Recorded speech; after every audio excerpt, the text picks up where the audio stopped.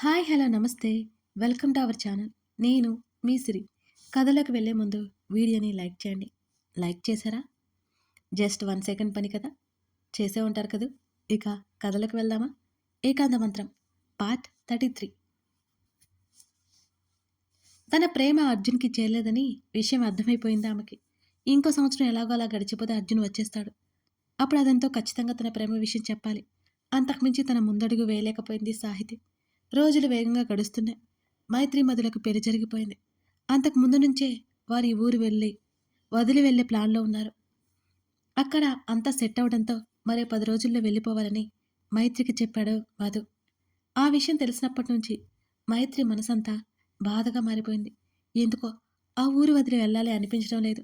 చిన్నప్పటి నుంచి అదే సిటీలో పెరిగి వెళ్ళడం కష్టమైనా మధుతో చెప్పలేకపోయింది. కారణం అతను పడిన కష్టం ముందు తనదేపాటి కష్టం అనిపించింది మైత్రికి. పక్కన పడుకుని పాపను జోకొడుతూ మెల్లిగా నిద్రపుచ్చేసింది మైత్రి. పెళ్ళైపోయి కొన్ని రోజులవుతున్నా ఇద్దరి మధ్య దూరం తరగలేదు. ఇంతకు ముందు కంటే అతనితో కొంచెం ఫ్రీగా ఉంది, కానీ వాళ్ళిద్దరి మధ్య భార్యాభర్తల బంధం అసలు బలపడలేదు. పాపను నిద్రపుచ్చి సోఫాలో కూర్చుని పని చూసుకుంటున్న మధు వైపు చూసింది మైత్రి. ఇప్పటి వరకు తన్ని ఏమాత్రం ఇబ్బంది పెట్టని అతని వ్యక్తిత్వం ఆమెను కట్టిపడేసింది. ఎంత ఓర్పు, ఎంత ప్రేమ! పెళ్లి జరిగాక భార్యకు దూరంగా ఉండడం ఎంత కష్టమో ఒక మగవాడికి. కానీ అతను తన కోసం కేవలం తన గతం కోసం తనకి దూరంగా ఉంటున్నాడు. మధు గురించి ఆలోచిస్తూ నిద్రలోకి జారుకుంది మైత్రి. మధు వాళ్ళు వెళ్ళిపోతున్నారని తెలిసి అందరికీ కాస్త బాధగానే ఉంది. ఇప్పటి వరకు ఒకే ఊళ్ళో ఉండి సడన్గా మైత్రి దూరం అవుతుంటే తోచట్లేదు సాహితికి. ఆమెతో మాట్లాడకుండా చూడకుండా ఉండేది కాదసలు. ఇప్పుడేమో పెళ్లి చేసుకుని వెళ్ళిపోయింది.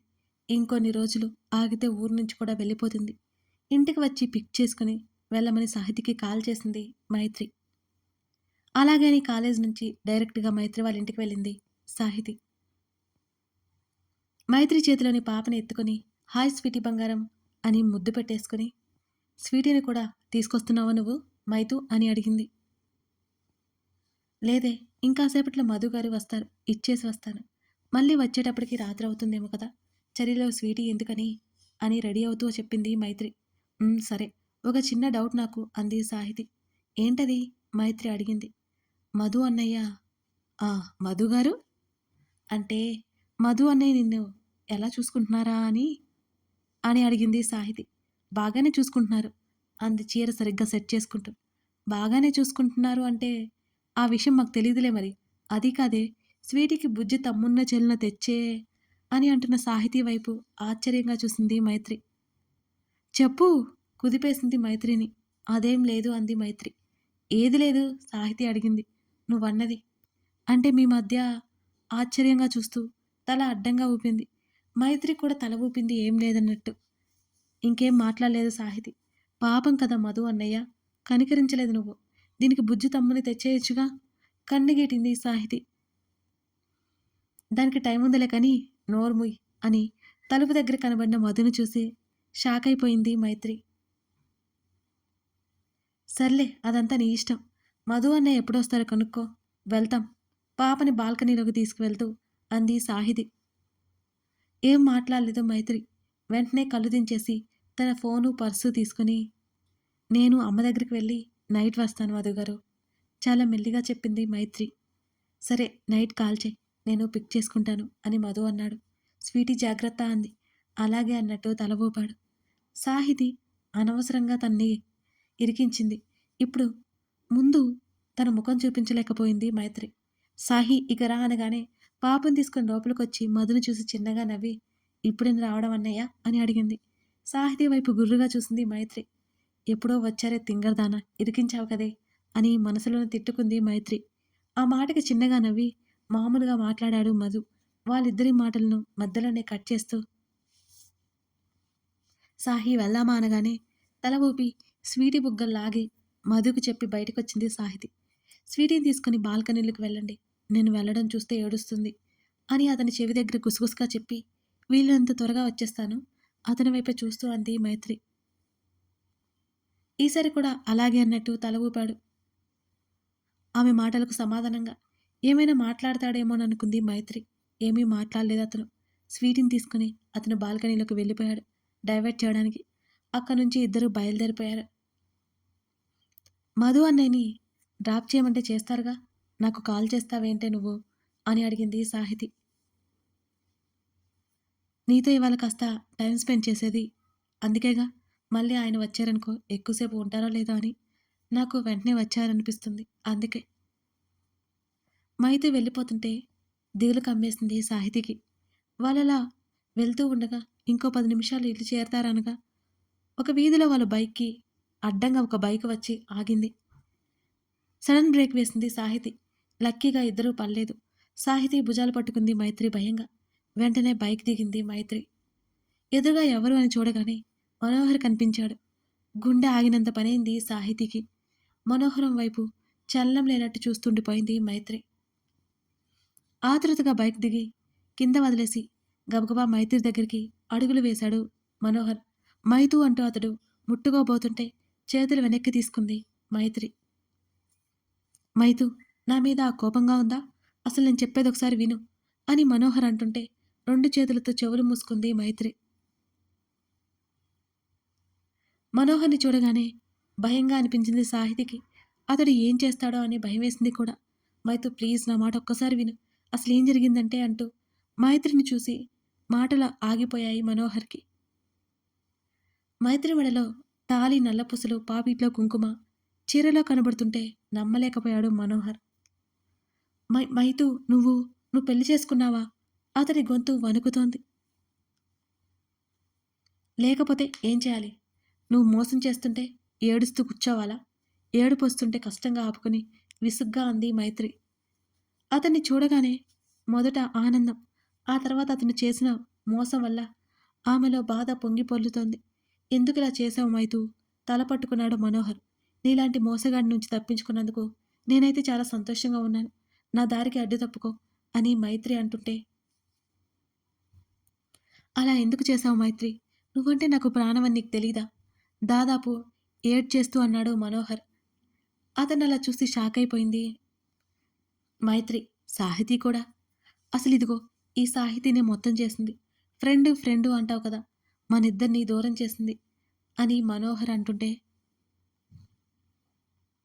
షడప్, నీలాంటి వాడి నుంచి మైత్రి తప్పించుకుంది. ఇప్పుడు నువ్వు వెళ్ళకపోతే పోలీసులకు కాల్ చేయాల్సి ఉంటుంది అంది సాహితీ ధైర్యం తెచ్చుకుంటూ. చూసావా మైత్రి, ఎంత నాటకం ఆడుతుందో? నీ ఫ్రెండే నన్ను జైల్లో పెట్టించింది. మొదటి నుంచి నేనంటే నీ ఫ్రెండ్‌కి ఏమాత్రం ఇష్టం లేదు. తన అన్నయ్య హెల్ప్‌తో నన్ను పోలీసులకు పట్టించింది. ఇది నిజం మైత్రి. మైత్రి చేతులు పట్టుకుని ఊపేశాడు మనోహర్. ఇక నీ మాటలైపోతే నేను వెళ్ళాలి వదులు విసుగ్గా అంది మైత్రి. ఇది నిజమా కాదా? నువ్వు నమ్మట్లేదు కదూ? ఇదిగో నా ఫ్రెండ్ రవి తీసిన వీడియో. సాహితి తన అన్నయ్య ఎవరో మాట్లాడుకుంటుంటే వీడియో తీసింది అని మధు సాహితి వీడియో చూపించాడు మనోహర్. అది మధు వైపు నుంచి తీయడంతో మధు కనిపించట్లేదు. సాహితి మాత్రమే ఆ వీడియోలో కనిపించింది. ఆ వీడియో చూసి కళ్ళు పెద్దవి చేసింది మైత్రి. లేదు, ఇంకా నీ మాటలు నేను నమ్మలేను. ఇదంతా అబద్ధం. నా సాహి ఎప్పుడలా చేయదు గట్టిగా చెప్పింది దాదాపు ఏడ్చేస్తూ. ఇది నిజం కాదు అని నీ ఫ్రెండ్‌ని చెప్పమను.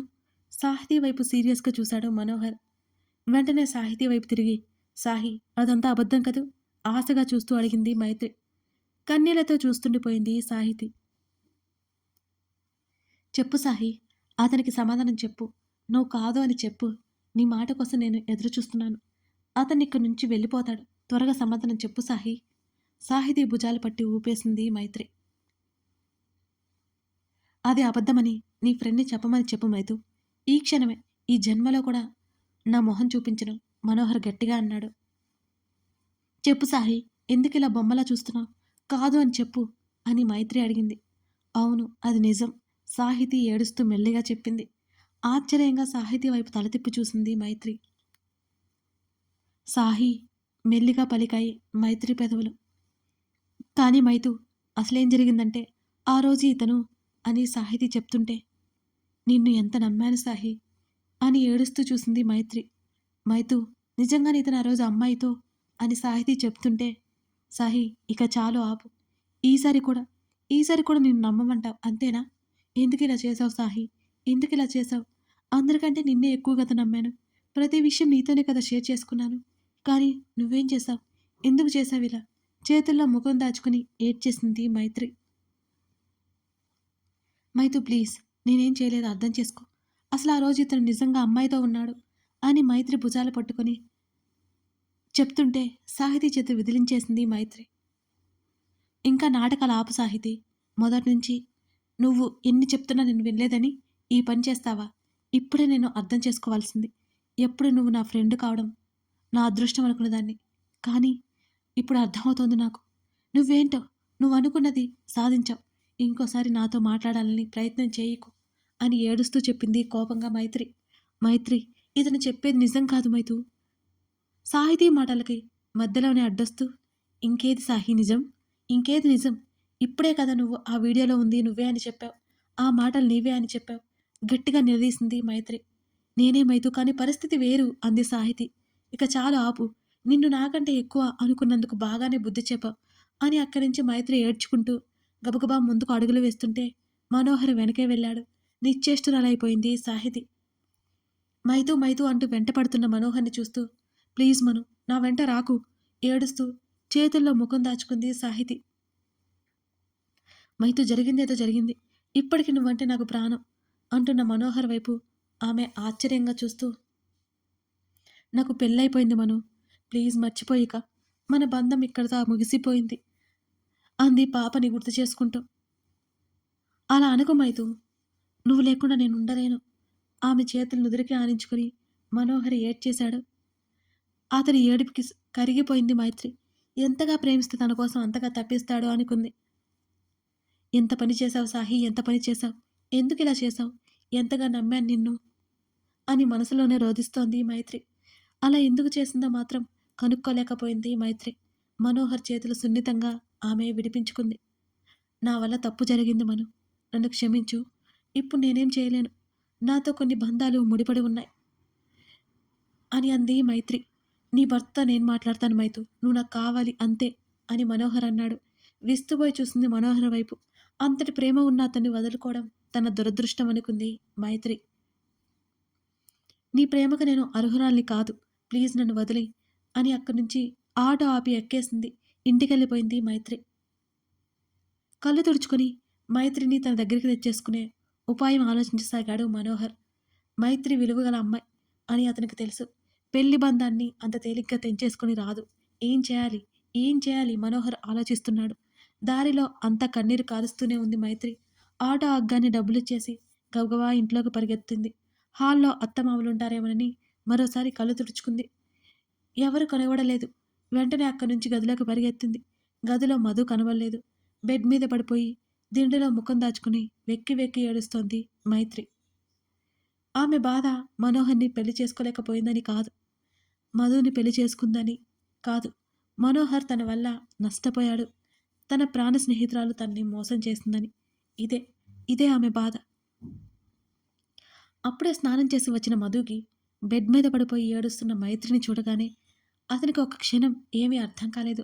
చేతిలో ఉన్న టవల్ పక్కన విసిరేసి కంగారుగా ఆమె దగ్గరికి వెళ్ళాడు మధు. మైత్రి అంటూ అదురుతున్న ఆమె భుజాలని చేత్తో తట్టాడు. మధు పిలుపు వినిపించగానే దుఃఖం ముంచుకొచ్చింది. ఇంకా గట్టిగా దిండెను పట్టుకుని ఏడవసాగింది మైత్రి. మైత్రి, ఏమైంది? ఎందుకింత బాధపడుతున్నావు? ఒకసారి నా వైపు చూడు. విషయం ఏంటో చెప్పు అంటూ ఆమెను తన వైపుకి తిప్పుకున్నాడు మధు. మెల్లిగా లేపి కూర్చోబెట్టి మంచినీళ్ళు తాగించాడు. ఇప్పుడు చెప్పు, ఏమైంది? ఎందుకు ఏడుస్తున్నావు? ఎందుకింతలా బాధపడుతున్నావు అని అతను అడుగుతుంటే అతని హృదయం మీద వాలిపోయి భారమైపోయింది మైత్రి. అతనితో విషయం చెప్పలేకపోయింది. మధుకి చాలా కంగారు పెరిగిపోయింది. ఏమైందో అర్థం కాలేదు. ఆమె చుట్టూ చేతులు బిగించి వీపు నిమురుతూ ఉన్నాడు మధు. మైత్రి, అసలేం జరిగిందో చెప్పు, నేను చూసుకుంటాను కదా. నువ్వు ఇలా బాధపడితే నేను చూడలేకపోతున్నాను అంటూ ఆప్యాయంగా ఆమె తల నిమిరాడు మధు. కాసేపటి తేరుకొని అతని నుంచి దూరం జరిగింది. ఇప్పుడు చెప్పు, ఏమైంది? ఎందుకిలా ఏడుస్తున్నావు అంటూ ఆమె చెంపల మీద జారుతున్న కన్నీటిని తుడిచాడు మధు. నన్నేం అడక్కండి అతని చూపులకు తప్పించుకుంటూ కళ్ళు దించేసుకుంది మైత్రి. ఆ మాటలకి కొన్ని క్షణాలు మౌనంగా ఉండి, సరే నేనేమీ అడగను, ఈ విషయాన్ని తలుచుకుని బాధపడిన మాటివ్వు అతడు అడగగానే కళ్ళెత్తి ఆశ్చర్యంగా చూసింది మైత్రి.